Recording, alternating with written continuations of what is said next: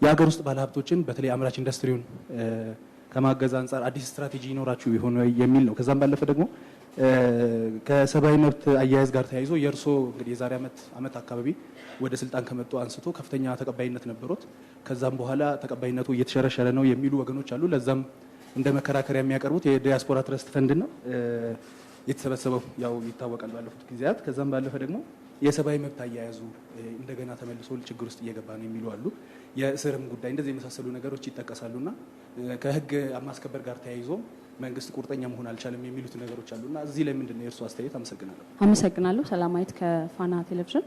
የመጀመሪያው ጥያቄ በኢህአዴግ አባል ድርጅቶች መካከል አሁን ላይ ያለው ፖለቲካዊ መግባባት በምን ደረጃ ላይ ነው ማለት እንችላለን? አንዳንድ መግለጫዎች በድርጅቶቹ መካከል ያለው ልዩነቶች እንዳሉ የሚነሳባቸው አሉና ይሄ ፖለቲካዊ ሁኔታ ምን ደረጃ ላይ ነው የሚለውን በመንግስት በኩል ይታያል።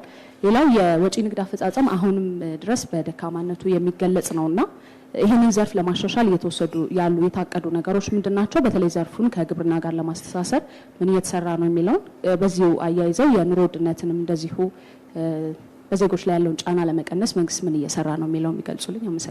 አመሰግናለሁ። ክቡር ጠቅላይ ሚኒስትር፣ ከኦቤን ሃይማኖት እባላለሁ። ሁለት ጥያቄዎች ነው ያለኝ። አንደኛው ጥያቄ ያው በችግኝ ተከላው ላይ ህብረተሰቡ በርብርብ ዘምቷልና በችግኙ እንደተተከለ እንዳይቀር እንዲያድግ ኮሚቴ ተዋቅሮ ሊሰራ ምን ተቋቁሟል የሚለው ነው። ሁለተኛው ጥያቄ ደግሞ ከሲዳማ የክልል ጥያቄ ጋር ተያይዞ ብዙ ወንጀሎች በዛ አካባቢ እየተበራከቱ ነውና ያ ደግሞ ወደ ሌሎች ክልሎች እንዳይዛመት ምን እልባት ሊሰጠው ታስቧል ነው? አመሰግናለሁ። እሺ፣ አመሰግናለሁ። ብሩክ አብዱ እባላለሁ ከሪፖርተር ጋዜጣ። የመጀመሪያ ጥያቄ ምርጫን ይመለከታል።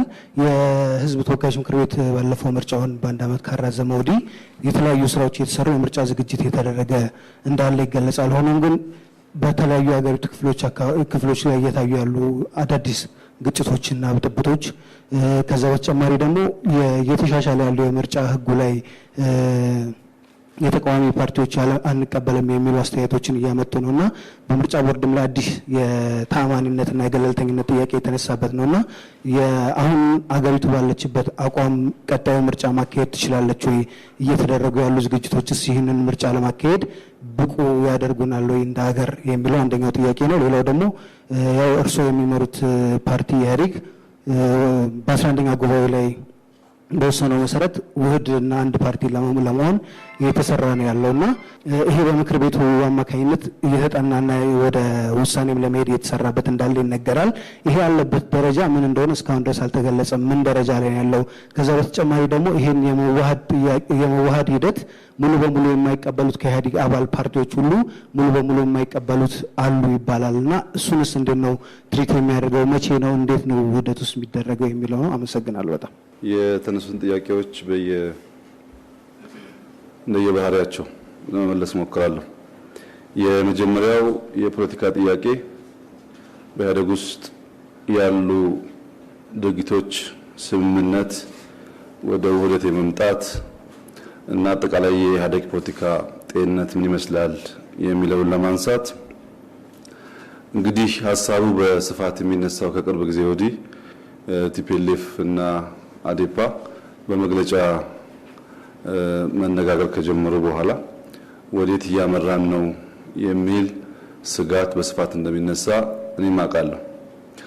አንድ የፖለቲካ ፓርቲ ማንኛውንም አክሽን ሲወስድ እንደ መስፈርት መያዝ ያለበት ሁለት መሰረታዊ ነገሮች አሉ። የመጀመሪያው ፖለቲካል ሞራሊቲ ነው፣ የፖለቲካል እሴት ነው። ይህንን አክሽን በመውሰዴ ይህንን ነገር በመናገሬ ከፖለቲካል እሴት አንጻር ምን ጥፋት ምን ልማት ሊያመጣ ይችላል ብሎ ማሰብ ይጠበቅበታል። ሁለተኛው አውትካም ነው።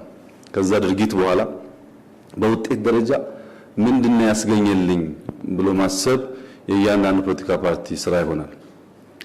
የቲፒኤልኤፍ መግለጫ የቲፒኤልኤፍ ድርጊት እና የቲፒኤልኤፍ ማንኛውም እንቅስቃሴ ለትግራይ ህዝብ ከሚያስገኝ ጥቅም አንጻር ከዚያም አልፎ ለኢትዮጵያ ህዝብ ከሚያስገኘው ጥቅም አንጻር ይመዘናል። አዴፓ የሚያወጣቸው ማንኛውም መግለጫዎች ለአማራ ህዝብ የሚያስገኘው ጥቅም ከዚያም አልፎ ለመላው ኢትዮጵያ ህዝብ የሚያስገኘው ጥቅም ይመዘናል። ከዚህ አንጻር የመግለጫ ምልልሱን ራሱን አስችሎ ማየት ይኖርብናል። ምን ፋይዳ አለው የሚለው እንደ ባህሪ ግን ብዙ አዲስ ባህሪ አይደለም። አዴፓና ቲፒኤልኤፍ በመግለጫና በይፋ ይነጋገሩ እንጂ ከዚህ በባሰ በዝርዝር እና በጣም ጠንከር ባለ መንገድ በመድረኮቻችን ነጋገር ነበር ከዚህ ቀደም።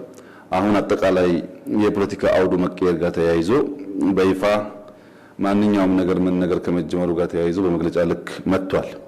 መግለጫ መሆኑን ምን ፋይዳ አለው ምን ፋይዳ የለውም የሚለውን ከማንሳቴ በፊት ቲፒኤልኤፍ ከአዴፓ ጋር አዴፓ ከኦዲፒ ጋር የሚሰራው ለራሱ ሲል ነው። እያንዳንዱ የፖለቲካ ፓርቲ የራሱ ዓላማ፣ የራሱ ፍላጎት፣ የራሱ መሻት አለ። ያን ፍላጎቱን ያን ሐሳቡን ለማሳካት አጋር ሊሆነው የሚችል ሐሳቡን ተጋርቶ ወደፊት የሚያደርገውን ጉዞ ድጋፍ ሊሰጠው የሚችል አጋር ይፈልጋል። ስለዚህ ቲፒኤልኤፍ እና አዴፓ ከዚያ በፊት ሄደን በኢትዮጵያ ውስጥ ካሉ ፓርቲዎች ሁሉ በላይ በትብብር በወንድማማችነት ስሜት ለረጅም ዓመታት አብሮ ታግለዋል። እነዚህ ኃይሎች የታገሉበት ዋና ዓላማ ለህዝባቸው ልማት፣ ለህዝባቸው ሰላም፣ ለህዝባቸው ዲሞክራሲን ለማምጣት ነው። ይህ ዓላማ በተሟላ መንገድ በሁለቱም ህዝቦች ላይ አልተሳካም። ዓላማቸው እስካልተሳካ ድረስ ዓላማቸው በጉዞ በስኬት ሂደት ላይ እስካለ ድረስ ተጨማሪ የጋራ ጥረት ማድረግ ይኖርባቸዋል። ተጨማሪ ጥረት ሲያደርጉ ግን በየመሃሉ ንትርክ አይፈጠርም ማለት አይደለም። እንኳን ፖለቲካ ውስጥ በየትኛውም መስኩ ስንሳተፍ እንደዚህ አይነት ንትርኮች ያጋጥማሉ። እነዚህ ንትርኮች በሰለጠነ መንገድ በንግግር በውይይት እየፈቱ መሄድ ያስፈልጋል። አንዳንዴ የፖለቲካ ፓርቲዎች ንግግሮቻቸውን ደብቀው ይነጋገራሉ። ለህዝብ ይገለጥ ቅድም ባነሳሁት ክራይቴሪያ እምብዛም ጥቅም የሌለው እንደሆነ አንዳንዴ አቋሞቻቸውን ህዝባቸውን ለማሰለፍ ለማስከተል ግልጽ ያደርጋሉ። የቲፒኤልኤፍ እና የአዴፓ ምርጫ ስንመለከት በዚያ መንገድ ባይሆን ይመረጥ ነበር የሚል ሐሳብ ብዙዎች ያነሳሉ። እኔም እስማማለሁ። ከዛ የተሻለ የመነጋገሪያ መድረኮች ነበሯቸው። ቢናገሩም ግን እንደዚህ አይነት ንግግር ሲጀምርም ብዙ መደንገጥ አያስፈልግም። ፖለቲካ ጥይት እስከሌለበት ድረስ ለንግግር ክፍት ስለሆነ ማንም ሰው የሚሰማውን አንስቶ እንዲገልጥ እንዲናገር መፍቀድ ያስፈልጋል። ትልቁ ችግር ግን የኛ መካከለኛ እኛ ነገሮችን የምናይበት እይታና ነገሮችን ለመፍታት የምንጥርበት መንገድ መስተካከል ይፈልጋል።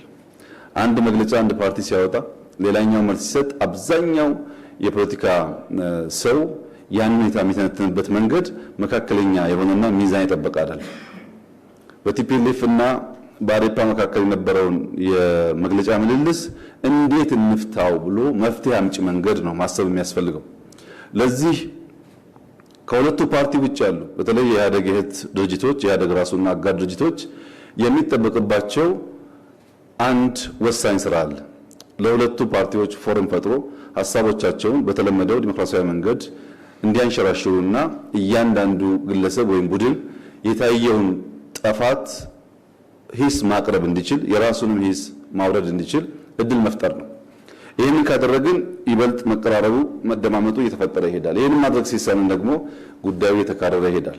ለዚህ ጥሩ ምሳሌ የሚሆነው አንድ ብርቱ አባት 3 ልጆች ያሉት ብርቱ አባት በድንገት ይሞታል። በድንገት ሲሞት 3ቱ ልጆች ቀድሞ ስላልነገራቸው የነበረውን ሀብት ማን እንደሚወርስ ማን ሀብቱ እንደሚያስቀጥል ከፍተኛ ሽኩቻ ሲፈጠር አባት ብልህ ነበርና ቀድሞ ኑዛዜ ጽፎ ነው ያለፈው። የጻፈው ኑዛዜ ያለውን ሀብት 1/2 ወይም ግማሹን የመጀመሪያው ልጁ እንዲወስድ፣ ካለው ሀብት 1/3 ሁለተኛ ልጁ እንዲወስድ፣ ካለው ሀብት 1/9 ደግሞ ሶስተኛ ልጁ እንዲወስድ ነው። አጠቃላይ ይህ ግለሰብ የነበረው ሀብት 17 ግመሎች ነበሩ። 17 ግመሎች 1/2 አይመቹም። እንደምታውቁት 8ም 9ም መሆን አይችሉም። ለ1/3 አይመቹም። ለ1/9 አይመቹም። ለ1/2 ሲሆኑ 8 ተኩል ይሆናሉ። ለ1/3 ሲሆኑ 5 ተኩል ይሆናሉ። ለ1/9 ሲሆኑ ደግሞ 1 ተኩል በላይ ይሆናሉ። ሙሉ ግመል ማግኘት አይቻልም። በቤተሰብ ውስጥ ከፍተኛ ንትርክ፣ ጭቅጭቅ፣ ምናልባትም መፍትሄ ካላገኘ ወንድማማችን የሚያጋድል ችግር ሲያጋጥም ወደ አካባቢያቸው ወዳለ ብልህ ሰው ይሄዳሉ። ይህ ብልህ ሰው ጥያቄያቸውን ካደመጠ በኋላ 17ቱን ግመሎች እንዲያመጡለት ይመክራቸዋል። 17ቱን ግመሎች ካመጡለት በኋላ የራሱን አንድ ግመል ጨምሮ ሰጣቸው። 18 ግመል ካደረገ በኋላ በቅድሙ ንዛዜ መሰረት ለመጀመሪያው ልጅ 1/2ኛውን 9ኙን ግመል ሰጠው። ለሁለተኛው ልጅ በንዛዜ መሰረት 1/3ኛውን 6 ግመል ሰጠው። ለሶስተኛው ልጅ በንዛዜ መሰረት 1/9ኛውን 2 ግመል ሰጠው። ሶስቱ ሰዎች የመጀመሪያው 9 ቀጥሎ ያለው 6 የመጨረሻ 2 ሲወስዱ 17 ግመሎቻቸውን ይዘው ሄዱ። አንድ ቀድሞ የሰጣቸውን ግመል ለራሱ አስቀረ። በዚህ መንገድ መፍትሄ መካከለኛ ነገር ፈልገን ችግር መፍታት ከቻል በፓርቲዎች መካከል በህዝቦች መካከል ያሉ ጉዳዮች እየተፈቱ የሚሄዱ ይሆናል። መካከለኛ ሚዛን ስንስት ግን ቅራኔ የተካረረ ስለሚሄድ በዚህ አግባብ ኢህአዴግ ይፈታዋል የሚል እምነት ነው ያለን። ከዚሁ ጋር ተያይዞ የፓርቲ ውህደትን በሚመለከት ቀደም ሲል ሲገለጥ እንደነበረው ለረጅም ጊዜ ጥናት ሲጠና ቆይቷል። በቅርቡም ሰፋፊ ውይይቶች ስናደርግበት ቆይተናል። የውህደቱ ጉዳይ መቼ ይሁን፣ እንዴት ይሁን፣ በምን አግባብ ይሁን የሚል ጥያቄ ከማንሳት ውጪ በሁሉም ፓርቲዎች ውህደት አያስፈልግም የሚል አቋም እስካሁን አልተንጸባረቀም። እስካሁን ያለው የሚነሱ ሾዎች አሉ፣ ቀድመን ማድረግ የሚገባን ስራዎች አሉ ብሎ የሚያነሱ ግለሰቦች አሉ። ያና ይሄ ቢደረግ ብለው ሐሳብ የሚሰነዘሩ ሰዎች አሉ። ውህደት አያስፈልግም የሚሉ ግን የሉ። ኢትዮጵያ አሁን ባለችበት ሁኔታ፣ ኢህአዴግ አሁን ባለበት ሁኔታ ራሱን አድሶ ራሱን አዘጋጅቶ በአዳዲስ ሐሳቦች ራሱን አስታጥቆ የነበረውን ችግር ቀንሶ ወደፊት ለመሄድ የፓርቲ ውህደት በጣም አስፈላጊ ነው። ይሄም ይከናወናል የሚል ሙሉ እምነት ነው ያለኝ። ይሁን እንጂ የፓርቲ ውህደት የጥቂት ግለሰቦች ወይም ፓርቲዎች ፍላጎት ሳይሆን የሁሉንም ፓርቲዎች ሐሳብና ፍላጎት ማካተት ማግባባት ስላለበት ሰፋፊ ውይይቶች እናደርጋለን። በተለመደው መንገድ ይህንንም ቻሌንጅ አልፈን አንድ ውህድ ኢትዮጵያን ወደ ብልጽግና የሚወስድ ኢትዮጵያን ወደ ሰላም የሚወስድ የሚያሸጋግራት ፓርቲ ይዋሃዳል፣ ይፈጠራል የሚል ሙሉ እምነት አለኝ። ከፓርቲ ከኢህአዴግ ጉዳይ ውጪ ከሰብአዊ መብት ጋር እና ከተቀባይነት ጋር ተያይዞ የተነሳው የተለየ ተቀባይነት እንደነበረኝ አሁን ደግሞ የተቀባይነት ማነስ እንዳለ ለመግለጥ የሚሞከረው ሁለቱም በመረጃ በዳታ ላይ ተመሰረተ አይደለም። መጀመሪያም ተቀባይነት ሲባል ማን ዳታ ሰብስቦ ነው ተቀባይነት እያለ ያለው? አሁን ደግሞ ማን ዳታ ሰብስቦ ነው ተቀባይነት የለም እያለ የሚለው ጉዳይ ያከራክራል። የሆነ ሆኖ እኔም የለውጥ አጠቃላይ በለውጥ ሐሳብ ሀገር እየመራ ያለው ድርጅትና ስብስብ ከነበረው አቋም በሰብአዊ መብትም ይሁን በማንኛውም ጉዳይ ከነበረው አቋም የተቀየረ ነገር የለም። የዲያስፖራ ትረስት ፈንድ ጋር ተያይዞ ለመጣው ዲያስፖራዎች ማድረግ የሚችሉትን አድርገዋል። ከዛ በላይ ማድረግ ይችሉ ነበር ያልነበረ የሚለውም ብዙ እውቀት የለኝም። መዋጮ ከጥቂት ወራት በፊት ነው እየቀዘቀዘ የመጣው። ምናልባት ከፖለቲካ ሁኔታ ጋር ተያይዞ ከሆነ መጀመሪያውኑ እኔን ከመደገፍ ጋር መያያዝ የለበትም፣ እኔን ከመቃወም ጋር መያያዝ የለበትም። የትኛውም ሀገር ዲያስፖራ እንዳደረገው በጋራ ሆኖ በጣም ትንሿን ነገር በመደገፍ የሀገራቸውን ልማት ማፋጠን አንድ፣ አሊያም ደግሞ በኢንቨስትመንት መልክ ሰብሰብ አድርገው ገንዘባቸውን ኢንቨስት ማድረግ ወደፊትም ይጠበቃል። ማንም መንግስት ሲመጣ ይሄንን ማድረግ ከዲያስፖራ የሚጠበቅ ነገር ነው። እኔን ሲደግፉኝ የሚያዋጡ እኔን ሲቃወሙኝ የማያዋጡ ከሆነ ያ ብር ወደ እኔ ኪስ የሚገባ ነው ማለት ነው። ብሩ ለእኔ የሚሰጥ አይደለም፣ ለእኔ ድጋፍ የሚውል አይደለም። አንድ ሃይ ስኩል ቢሰሩ የሚያግዙት ድሃውን የኢትዮጵያ ሕዝብ ነው። ከተቀባይነት ጋር ትስስር የለም። ተቀባይነት አለ የለም የሚለው ወደፊት በተግባር ማየቱ ይሻል ይመስለኛል። ሰብአዊ መብት አያያዝ ጋር ተያይዞ አዲስ ነገር የለም። ሰብአዊ መብት አያያዝ ጋር ምንም ከነበረን አቋም የተዛነፈ የተለየ ነገር እየተካሄደ አይደለም። አሁንም ጨለማ ቤት የለም። አሁንም ጥፍር አይነቀልም። አሁንም ሰው አይገረፍም። በህግ አግባብ ይያዛል፣ በህግ አግባብ ይፈታል።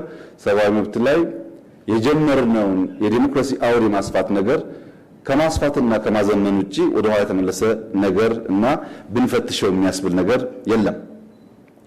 የህግ ማስከበርን በሚመለከት ህግ መከበር አለበት ብለው ጥያቄ የሚያነሱ ሰዎች አሉ። ነገር ግን ህግ ማስከበር ቂም ከመበቀል ጋር ተለያይቶ መቀመጥ አለበት።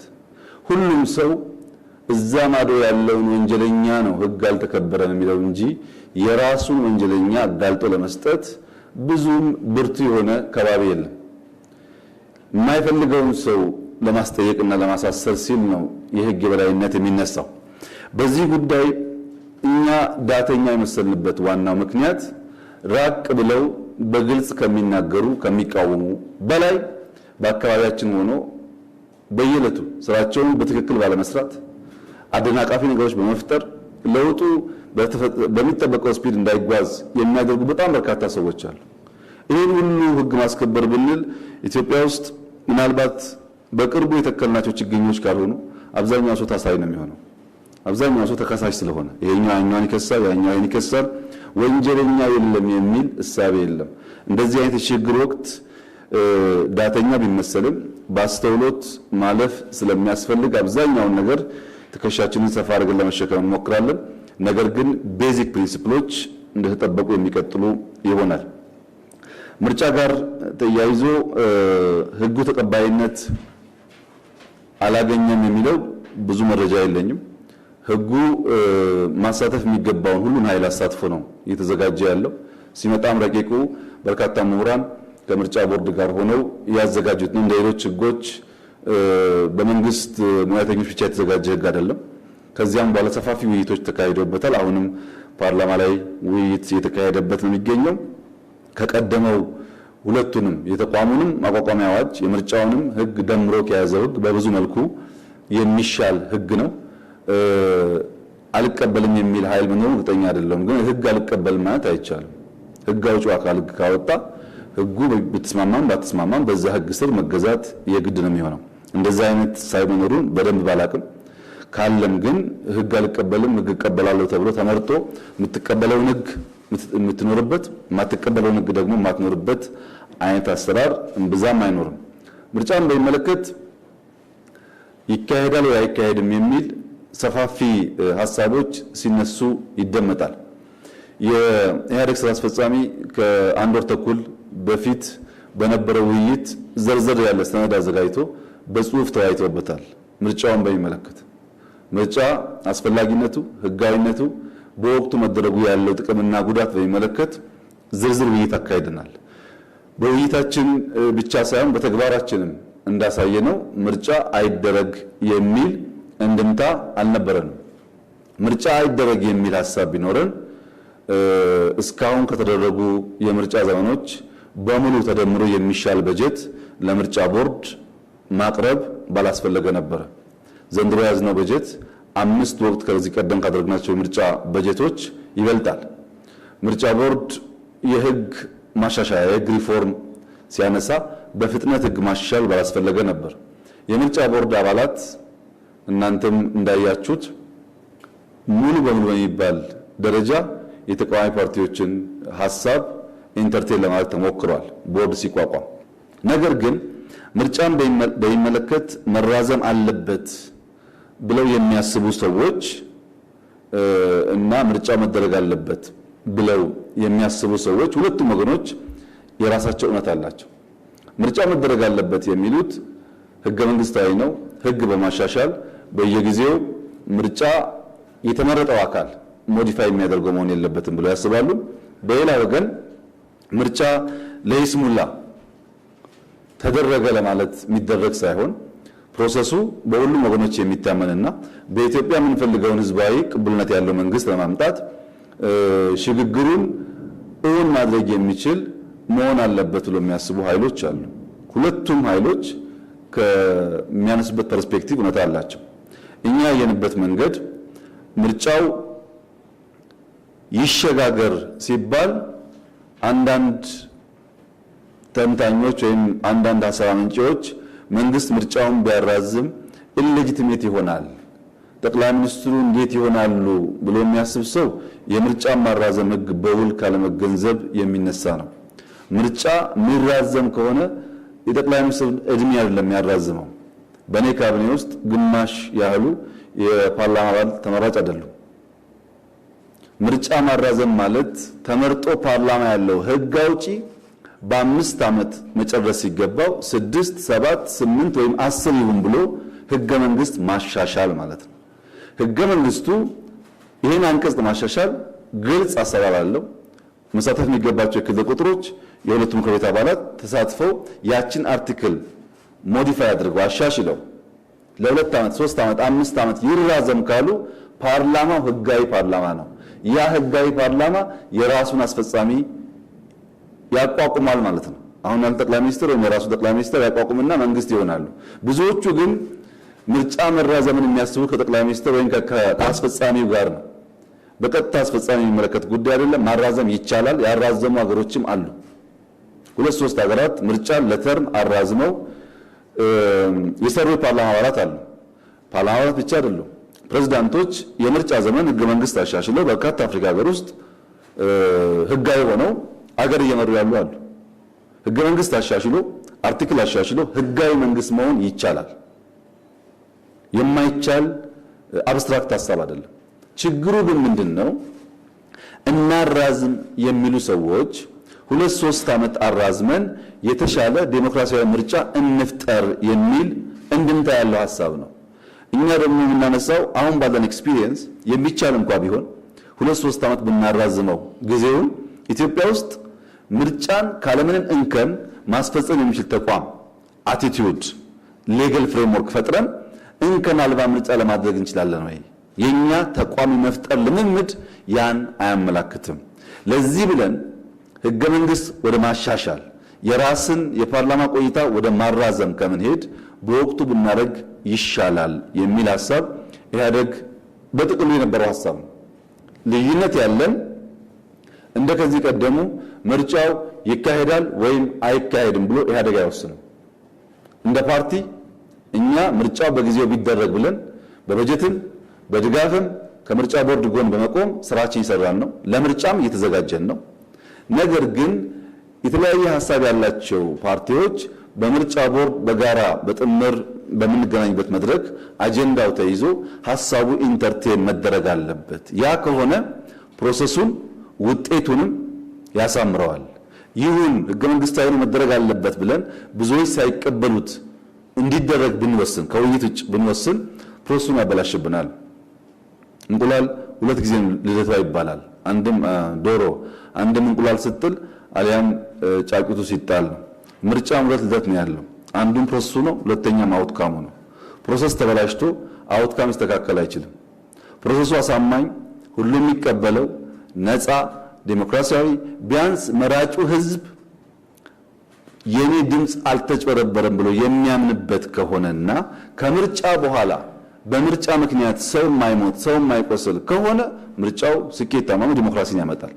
ነገር ግን ምርጫን ለማድረግ እንደ ደንብ እንደ ባህል ወስደን በየአምስት ዓመቱ እያደረግን ከዚያ በኋላ ግን ችግር የሚያጋጥም ከሆነ ጠቃሚ ስላልሆነ ውይይት ያስፈልጋል የሚል ሐሳብ ከመያዛችን ውጪ ምርጫ አይደረግም የሚል አቋም የለም። ምርጫ ለማድረግም የኢትዮጵያ ህዝብ ከወሰነ የሚሳነው ነገር አለ ብለን አንገምትም። ዋናው የህዝብ ውሳኔ ነው። ያስፈልጋል ላድርግ ብሎ ከወሰነ ህዝቡ ማድረግ ይችላል።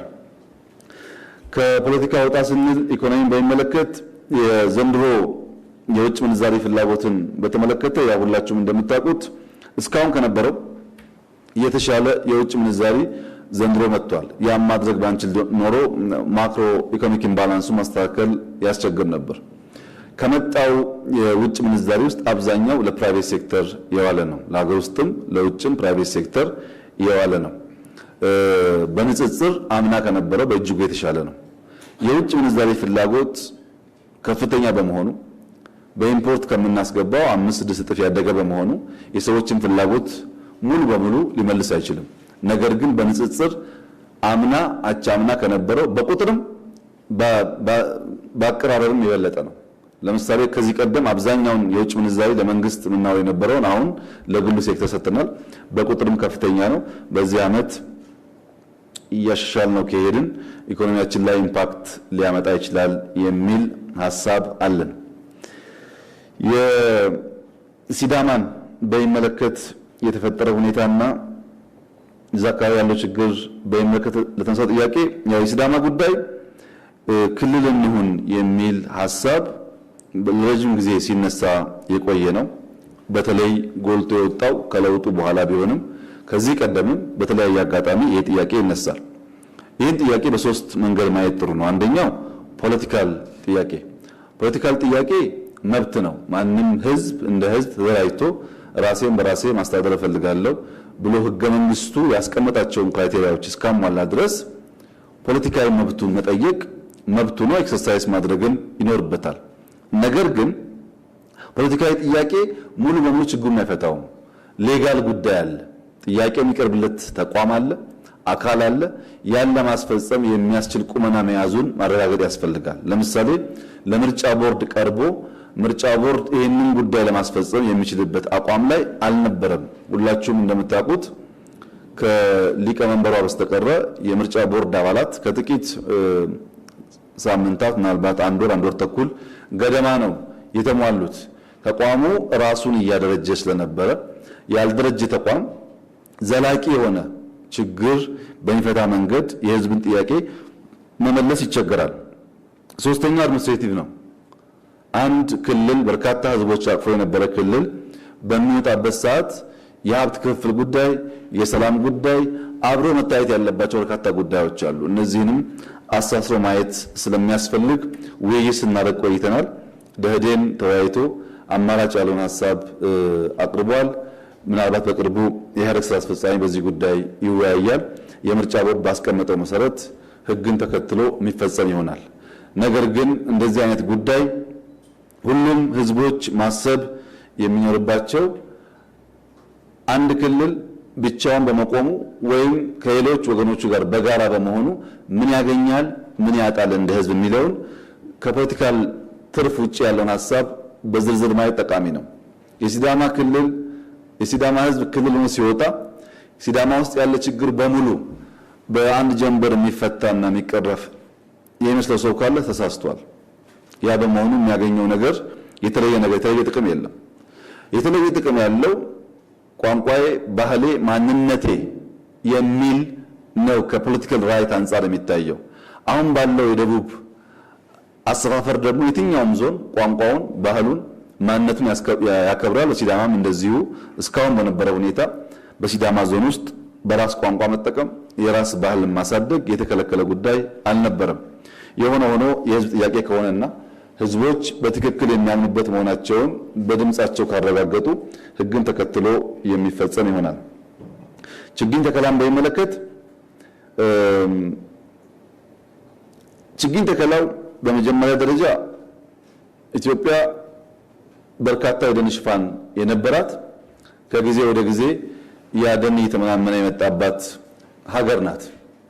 እዚህ አዲስ አበባ እንኳን ከ15 20 በፊት የነበራችሁ ሰዎች እንደምታስታውሱት ጧት አዲስ አበባ ስንነሳ ጉም ማየት፣ ጤዛ ማየት የተለመደ ነበር።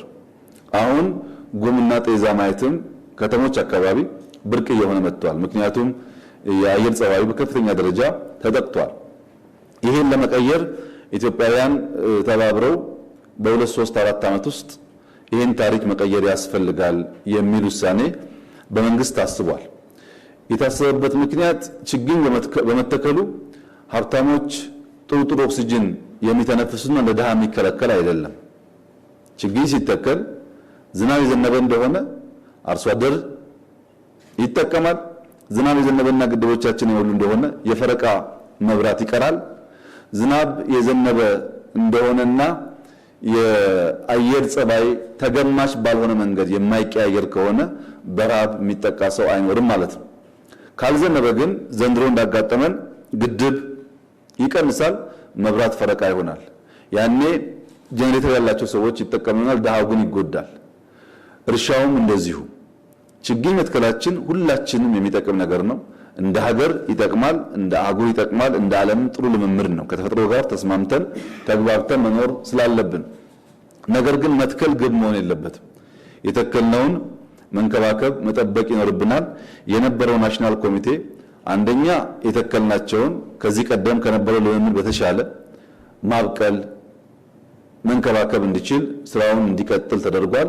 ሁለተኛ ለሚቀጥሉ ዓመትም ሰፊ ዝግጅት ተደርጎ ተጨማሪ ስራዎች እንዲሰሩ ከወዲሁ ስራ ጀምረናል። አምናም ቀደም ብለን የጀመርነው ዘንድሮም ቀደም ብለን በመጀመር ይሄ ጉዳይ ባህል የሆነ ከሄደ ኢትዮጵያን ግሪን ማድረግ ይቻላል። አሁን እንደምታዩት አዲስ አበባ ውስጥ ዛፎች የሚታዩ ከሆነ በሰው ግቢ የሚታዩ ናቸው።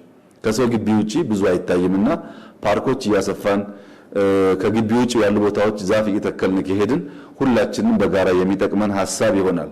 ከችግኝ በፊት ዳቦ ፋብሪካ ይቀድማል፣ ከችግኝ በፊት ፋብሪካ ቢተከል ይሻላል፣ ከችግኝ በፊት ፎቅ ቢሰራ ይሻላል የሚሉ ሰዎች አሉ። ከምንኖርባት ፕላኔት በፊት ምንም አያስፈልግም። ፕላኔቷ ካለች ፎቁ ይሰራል፣ ፕላኔቷ ካለች ፋብሪካ ይሰራል። ፋብሪካውን ሰርተን ፋብሪካው የምትሸከመው ፕላኔት የተዛባችን የጠፋች እንደሆነ ያ ሁሉ ይበላሻል እና ትርፋማ የሚያደርገው የተለየ አካል እንዳለ አስቦ አቃቂር ማውጣት ሳይሆን ልክ እንዳሳየን በተባበረ ክንድ ማስቀጠል ይኖርብናል። ይሄን መንግስት ተቋማዊ በሆነ መንገድ ይሰራበታል። በዚህ አጋጣሚ የኢትዮጵያ ሕዝብ ለመላው ዓለም አስተማሪ በሆነ መንገድ በአንድ ድምፅ በመደመር እሳቤ የችግኝ ተከላውን አስደማሚ በሆነ መንገድ ለመፈጸሙ ከዚህ ቀደም ያመሰገንኩ ቢሆንም አሁንም በተጨማሪ ማመስገን እፈልጋለሁ። ስፔሲፊካሊ ደግሞ የሚዲያ ተቋማት ከሌላው ስራዎቻችሁ በተለየ በጣም ፈጠራ የታከለበትና ይህንን ትልም እንዲሳካ የሚያደርጉ ድንቅ ስራዎች ሰርታችኋል። የሚዲያ ተቋማት በተለየ መንገድ አርቲስቶች ሙሽራ ሆነው ችግኝ ለመትከል የወጡ አካል ጉዳተኛ ሆነው ችግኝ ለመትከል የወጡ ሰዎችን በድጋሚ ማመስገን እፈልጋለሁ። ይህ ጀግንነት፣ ይህ ብቃት በሌሎች አውዶች መደገም ከቻሉ የኢትዮጵያን ብልጽግና ማረጋገጥ የሚያስችል መሰረት ይሆናል የሚል እምነት አለኝ። አመሰግናለሁ።